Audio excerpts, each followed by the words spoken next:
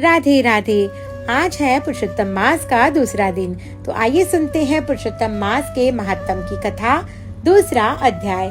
ऋषियों को सूत जी कहने लगे, हे शुकदेव जी ने राजा परीक्षित को श्रीमद् भागवत सुनवाया और राजा परीक्षित मोक्ष पामे थे।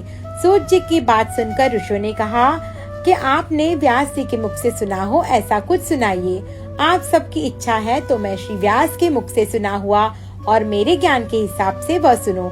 एक दिन नारद मुनि उनके वृक्षों से सोपते जहाँ से विष्णु पादोदकी अलकनंदा बह रही है, जहाँ भगवत नाम स्मरण हो रहा है, जिस देवों आदि से सेवालय नर नारायण के आश्रम में गया और नमन करके दोनों हाथ जोड़ के श्रुति करने लगा, हे देवों के देव, हे जगत के नाथ, हे कृपा के सागर, आप सत्य रूप हो, मैं आपके शरण में आया हूँ।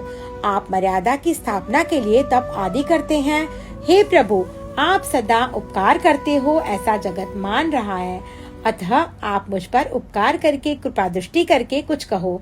हे नारद, नारायण बोले, मैं तुम्हें गोप स्त्रियों के मुक्कमल का शोभा रूप रास का अधिपति वृंदावन में विहार करने वाले भगवान की कथा सुनाता हूँ, वह सुनो। वह कथामृत का गान रसदायक होता है। भगवत कथा भगवत चरित्र दरिद्रपना और विधवापना को हरण करने वाला होता है, मोक्ष देने वाले होते हैं। हे नारद, मैं तुम्हें पुरुषोत्तम महात्म कहता हूँ। हे मुनि, नारद जी बोले, यह पुरुषोत्तम कौन से देव का नाम है और उसका महात्म भी अद्भुत हो ऐसा लगता है, इसलिए आप मुझे विस्तार से सुनाइए। नारद जी के शब्द सुनकर नारायण कुछ देर के लिए शांत रहे, फिर बोले, पुरुषोत्तम मास के नाम में रहस्य है। यह पुरुषोत्तम मास का व्रत करने से पुरुषोत्तम प्रभु प्रसन्न होते हैं। हे प्रभु, चैत्र मास स्वामी सहित है, वह तो मैंने सुना है, मगर पुरुषोत्तम मास के संबंध में कुछ नहीं सुना। वह कैसे हुआ, वो कृपा करके सुनाइए। वो मास में क्या चाहिए, वो मास में व्रत से पूजन करने से वहाँ देव प्रसन्न होते हैं और क्या फल प्राप्ति होती है, वह कहने की कृपा कीजिए। प्रभु, यह इस जगत में किसको भी दुखी देखकर उनके दुख के निवारण हेतु यह पूछ रहा हूँ।